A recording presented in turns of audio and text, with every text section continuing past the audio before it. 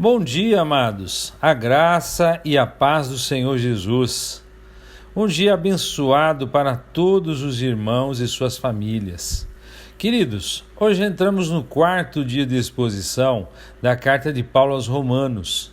Aqui com vocês, o professor Fábio Machado. E hoje estarei expondo do capítulo 11 até o capítulo 13.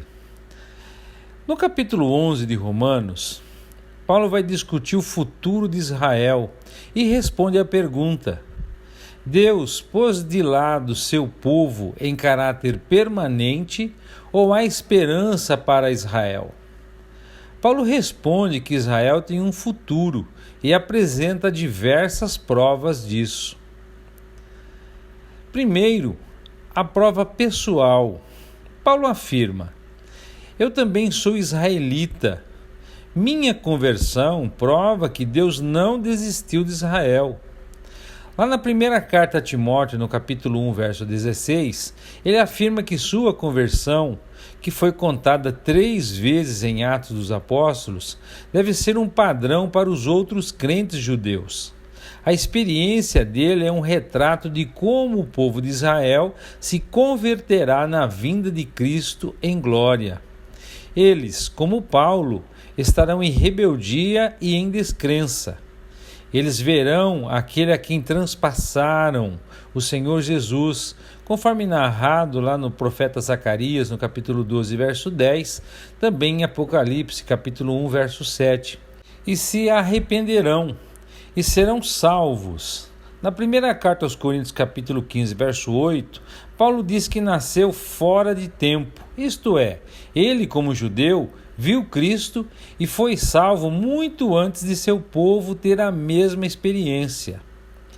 Dos versos 2 a 10 do capítulo 11, nós vamos ver a prova histórica. Paulo volta até o primeiro livro de Reis a fim de mostrar que Deus, mesmo nos períodos de maior descrença, sempre teve um remanescente fiel. Na verdade, ao lermos a história do Antigo Testamento, não podemos deixar de ficar impressionados com o fato de que Deus sempre usou e abençoou esse remanescente. Como exemplo disso, observe Isaías capítulo 1, verso 9. O ensino básico da palavra é que o Senhor tem de pegar o remanescente e começar de novo, porque a maioria fracassa em ter fé e, infelizmente, não pode ser reformada. O verso 5 afirma que o Senhor tem um remanescente segundo a graça, isto é, no corpo, o qual é a igreja do Senhor Jesus. Há muitos judeus no corpo, visto que, é claro, todos os privilégios e todas as distinções nacionais foram removidas em Cristo. Imagine, quanto mais o Senhor fará na era vindoura, quando Israel voltar à cena, já que salva judeus mesmo durante esta era da igreja, em que a nação está cega. A história testemunha que Deus nunca abandonou seu povo. Lembremos-nos de que Deus não lida com a nação de Israel como tal nesta era da igreja. Efésios 2, versos 14 a 17 e também Gálatas, versos 3, verso 28, afirmam que somos um em Cristo. Nenhum grupo judeu pode afirmar ser o remanescente eleito de Deus. Os versos de 8 a 10 mostram que Isaías, capítulo 29, verso 10, e Deuteronômio 29, verso 4, profetizaram essa cegueira de Israel como nação. Nos versos 9 e 10, ele refere-se ao Salmo 69, verso 22, em que o Senhor prometeu transformar as bênçãos de Israel em maldição, porque esse povo recusou sua palavra. Nos versos de 11 a 24 do capítulo 11, nós temos uma prova dispensacional. Nesses versículos, Paulo discute judeus e gentios, não pecadores ou santos individuais. Nessa seção, ele prova que Deus tinha um propósito por trás da queda de Israel, a saber, a salvação dos gentios. O Senhor, com a queda de Israel, pôde incluir todos os povos na desobediência e assim ter misericórdia de todos. Os gentios não precisam se tornar judeus para se tornarem cristãos. Paulo comenta que se a queda de Israel já trouxe tantas bênçãos para o mundo, haverá bênçãos muito maiores quando essa nação for restaurada. Em outras palavras, Paulo tinha certeza de que havia um futuro para Israel como nação. O ensino de que a igreja de hoje é o Israel de Deus é um grande engano. E por que não dizer uma heresia? A igreja não substituiu Israel. Paulo aguarda o dia em que Israel, como nação, será recebido na plenitude das bênçãos. Devemos examinar com atenção a parábola da oliveira. Paulo fala da posição dos judeus e dos gentios como povo no projeto de Deus, e não da salvação individual de cristãos. Israel é a oliveira que não frutificou para o Senhor. Por isso, o Senhor cortou alguns ramos e enxertou outros ramos oriundos da oliveira brava, que representam os gentios. A prática de enxertar um ramo ruim em um tronco muito bom é contrária à natureza, segundo o verso 24. Todavia, o Senhor enxertou os fracos gentios no tronco bom dos privilégios religiosos de Israel. Esse ato mostra a bondade de Deus em salvar os gentios e sua severidade em cortar Israel, a nação rebelde. Mas o Senhor pode cortar também os gentios, se ousarem se vangloriar, porque agora ocupam o lugar de privilégio espiritual de Israel. O que, no fim desta era, ele fará quando as nações gentias se juntarem em uma coalizão mundial que rejeitará a palavra e o Filho de Deus. A seguir, ele chamará a igreja verdadeira, julgará as nações gentias, purificará Israel e estabelecerá seu reino prometido para ele. Quero lembrá-los, mais uma vez, que o tema do capítulo 11 é nacional, não individual. Deus nunca cortará os verdadeiros cristãos da salvação, pois não há separação entre Cristo e seu povo, conforme nós vimos no capítulo 8, versos de 35 a 39. Hoje, a igreja é constituída principalmente de gentios, e nós, os gentios, nos beneficiamos da herança espiritual de Israel, a rica seiva da oliveira. No sentido espiritual, somos filhos de Abraão, o pai de todos os crentes, conforme Gálatas capítulo 3, versos de 26 a 29. Nos versos 25 a 36 do capítulo 11, nós temos a prova escriturística. Nesses 3 capítulos, Paulo usou bastante o Antigo Testamento. No entanto, nesta sessão, ele volta-se para Isaías no capítulo 59, versos 20 e 21, e também para o capítulo 27, verso 9. E inclui também o Salmo 14, verso 7, a fim de salientar a promessa do Antigo Testamento da vinda do libertador, que purificará e purgará Israel. Ele reafirma o mistério da cegueira de Israel, cuja verdade é revelada em sua plenitude no Novo Testamento, apesar de ter permanecido escondida em eras passadas. Israel experimentou um endurecimento em parte, até que chegue à plenitude dos gentios. A plenitude dos gentios refere-se ao número de gentios que serão salvos nessa era da igreja. Quando esse número estiver completo aqui na terra, terá o início o período de 7 anos de tribulação, ou o tempo de angústia para Jacó, conforme vemos lá em Jeremias, no capítulo 30, verso 7. No final desse período, o libertador virá, o Senhor Jesus Cristo em glória, e o remanescente crente entrará em seu reino. A expressão todo o Israel, quer dizer que, nesse dia, a nação será salva e será uma nação redimida e regenerada. O verso 27 cita a promessa de Deus da aliança. Essa nova aliança se aplicará a Israel, quando a nação crer em Cristo como seu Redentor e se afastar de seus pecados. Deus ainda vê os judeus como seus amados, muito embora hoje eles parecerem inimigos dele. Mas ele os ama por causa da aliança que ele fez com os pais da nação, pois as bênçãos de Deus e o seu chamado jamais podem ser anulados, conforme o verso 29. No parágrafo final do capítulo 11, Paulo explica que, agora, os gentios são salvos pela fé, embora tenham, um dia, rejeitado Deus.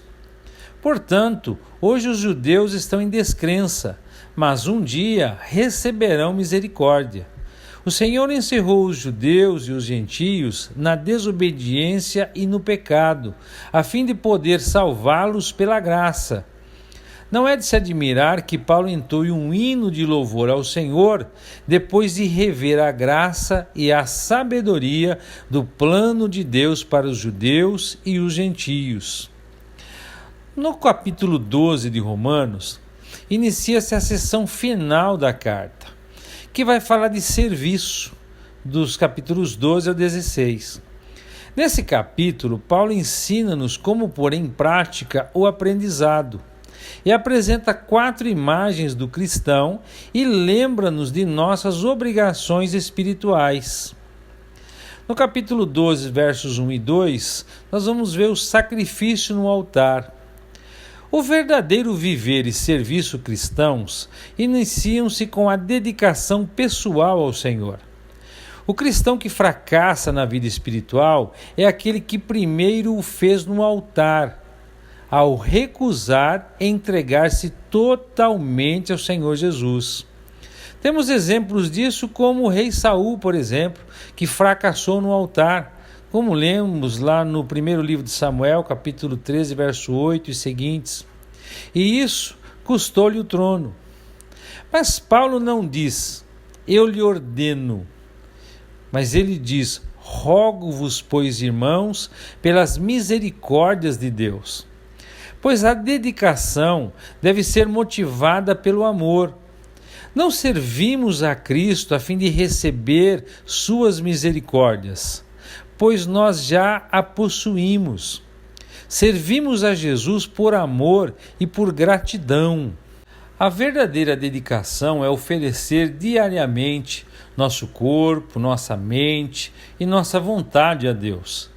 É a entrega diária do corpo a Ele, com a mente renovada pela palavra e a vontade quebrantada por meio da oração e da obediência. O cristão é um inconformado, vivendo no mundo, mas não pertencendo a ele, e um transformador, tornando-se cada dia mais parecido com Cristo e, consequentemente, transformando as pessoas e o lugar onde vive. Na segunda carta aos Coríntios, capítulo 3, verso 18, Paulo vai afirmar lá que nós somos transformados, transfigurados, quando permitimos que o Espírito Santo revele Cristo em nós e por nós, através da palavra de Deus. O crente pode saber a vontade do Senhor para a sua vida só quando for consagrado ao Senhor dessa forma. Deus não tem 3 vontades para o crente, uma boa, uma agradável e uma perfeita. A mesma vontade, ela é boa, agradável e perfeita. Pois a classificação divina não é como as pesquisas de mercado, que tem o bom, o muito bom e o ótimo. Antes, crescemos em nossa capacidade de reconhecer a vontade de Deus. Alguns cristãos obedecem a Deus porque sabem que isso é bom para eles e temem ser disciplinados.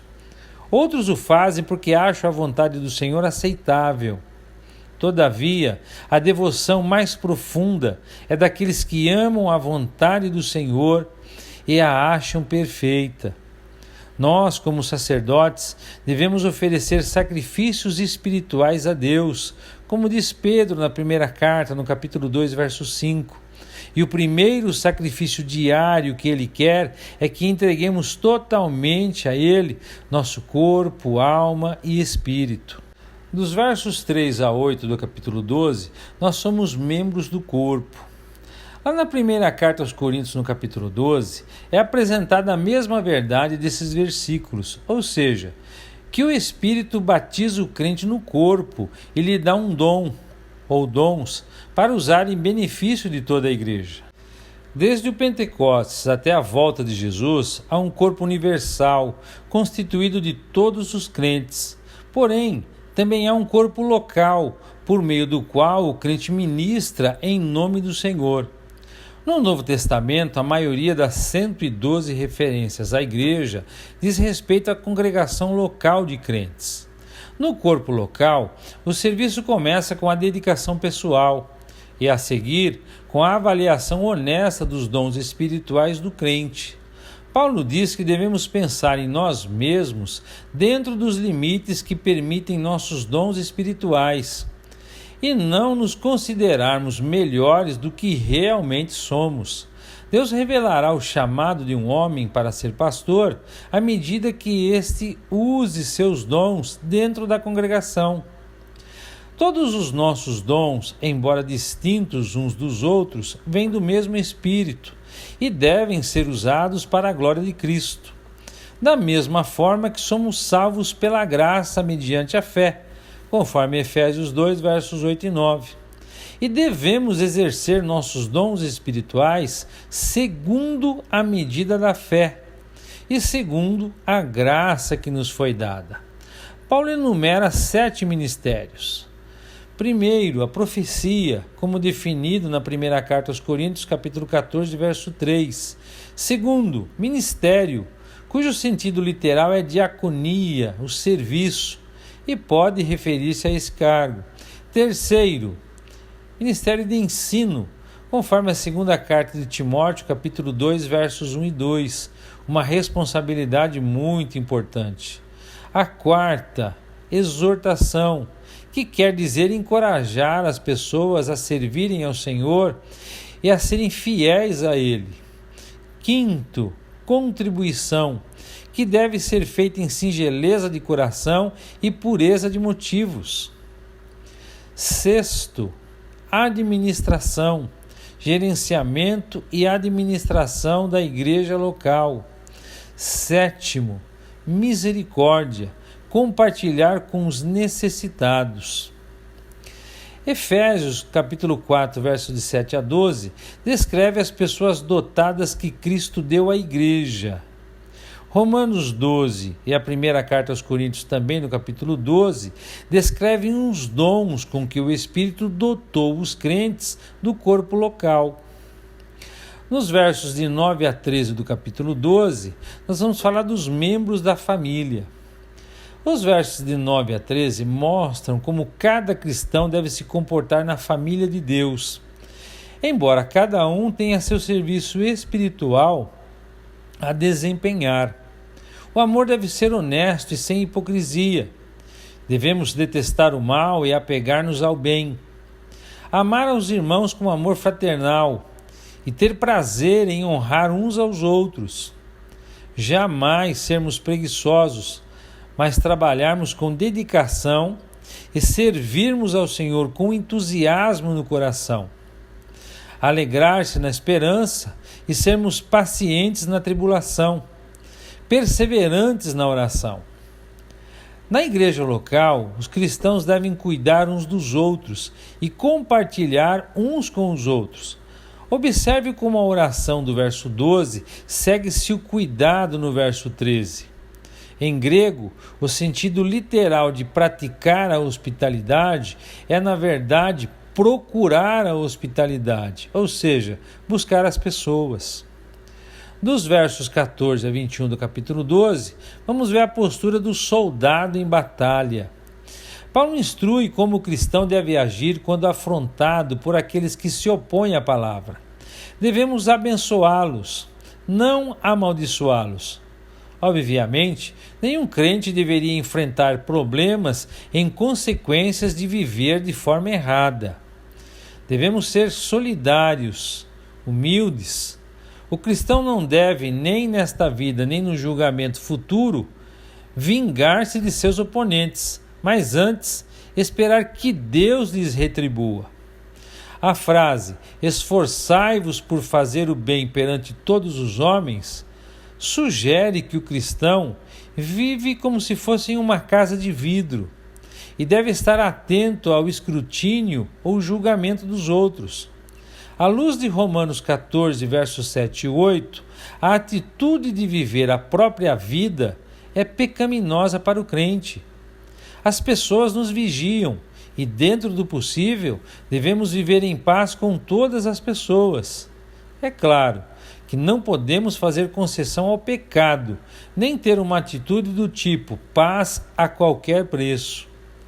Nos versos de 19 a 21, Paulo refere-se a Provérbios, lá no capítulo 25, versos 21 e 22, e a Deuteronômio 32, verso 35.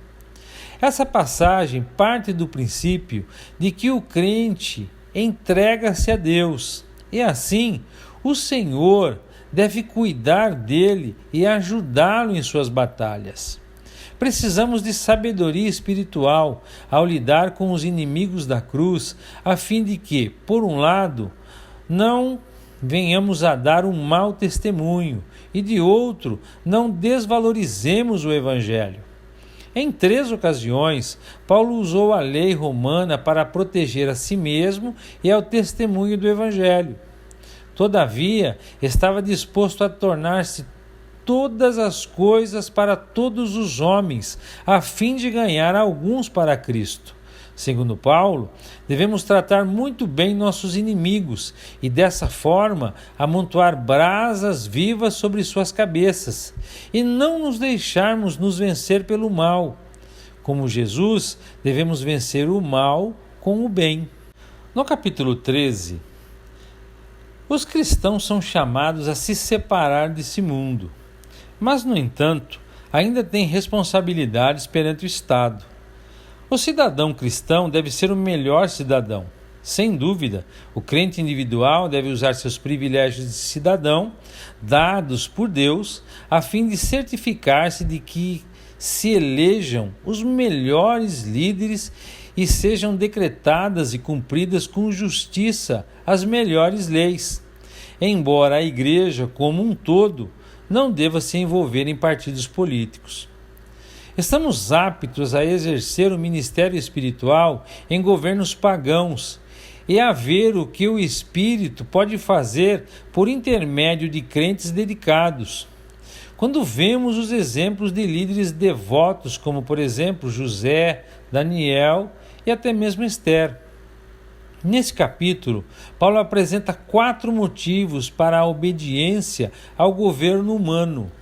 Nos versos 1 a 4 do capítulo 13, Paulo vai falar da obediência ao governo humano por causa do castigo. Os governantes, mesmo que não sejam cristãos, são as autoridades superiores. Agradecemos a Deus o fato de o Evangelho alcançar alguns funcionários do governo, como por exemplo Erasto, tesoureiro da cidade, como vamos ver aqui em Romanos no capítulo 16, verso 23, e alguns funcionários de Nero, como a carta aos Filipenses vai falar no capítulo 4, verso 22. Todavia, devemos reconhecer que mesmo um funcionário público não salvo é ministro de Deus, e temos que respeitar o cargo concedido pelo Senhor, mesmo que não respeitemos a pessoa. Os governantes aterrorizam as más pessoas, não as boas. Portanto, quem leva uma vida cristã sólida não tem o que temer. Devemos seguir o princípio citado lá em Atos capítulo 5, verso 29, quando o governo opõe-se abertamente a Cristo, ou seja, antes obedecer a Deus que aos homens. Lembre-se que Deus, após o dilúvio, ordenou o governo humano e até mesmo a pena capital.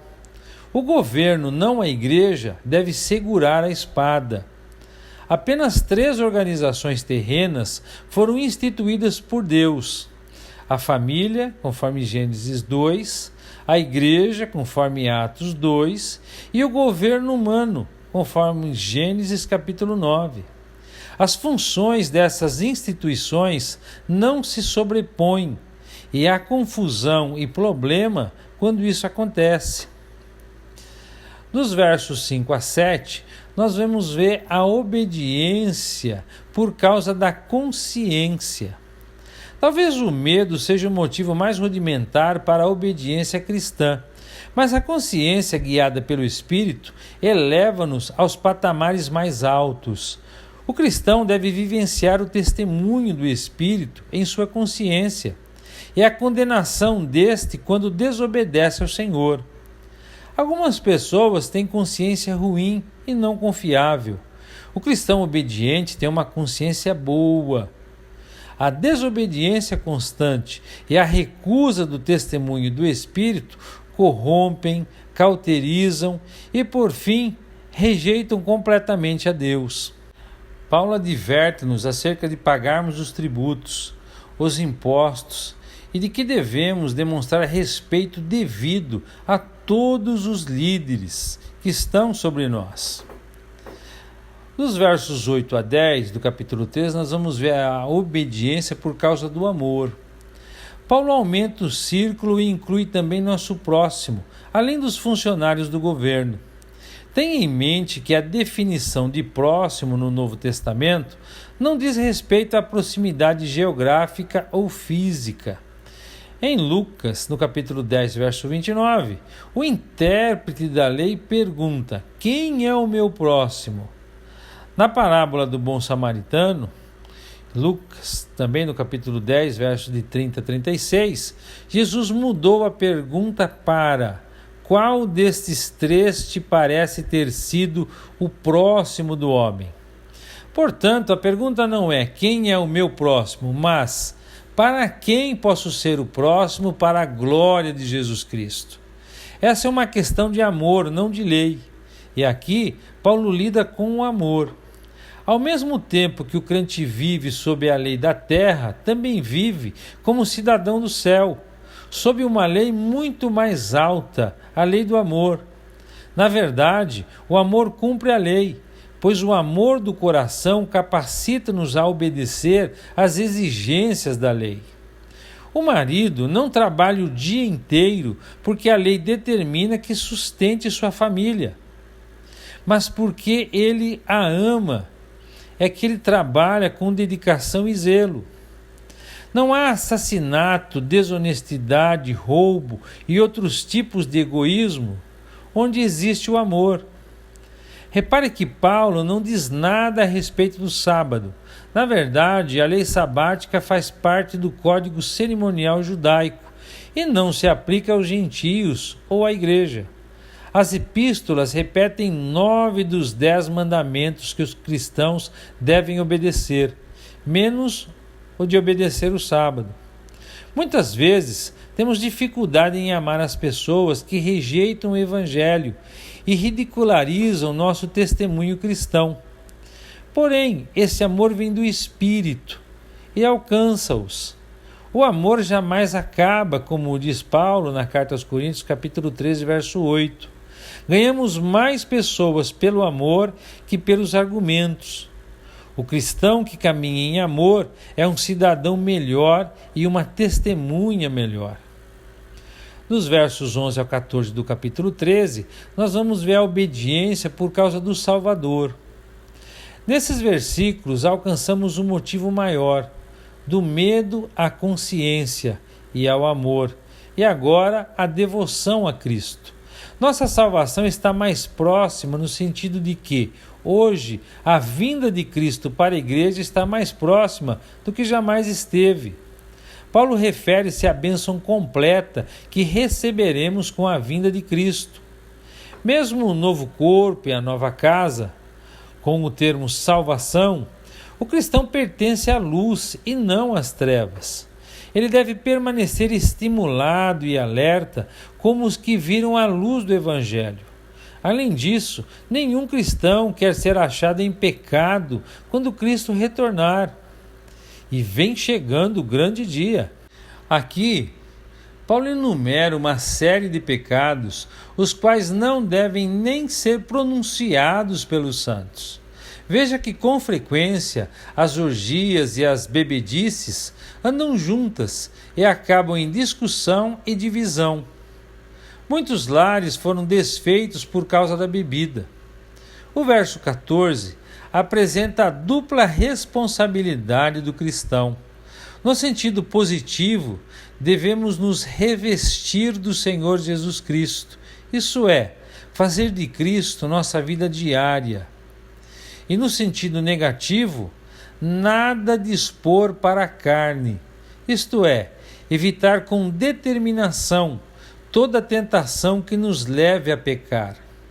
Temos uma obrigação de levar uma vida sóbria, espiritual e pura, em vista do breve retorno do Senhor Jesus. Meus irmãos, a salvação final está se aproximando. Por isso, a bendita esperança deve estar sempre diante do coração do cristão. Afinal, ela é uma esperança purificadora. João, lá na primeira carta, no capítulo 3, no verso 3, ele diz: aquele que tem esta esperança sobre si, purifica-se, como ele é puro.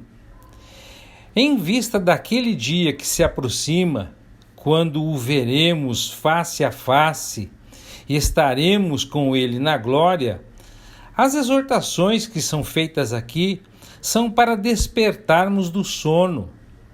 Devemos andar na luz como filhos do dia, com o rosto voltado para a glória vindoura.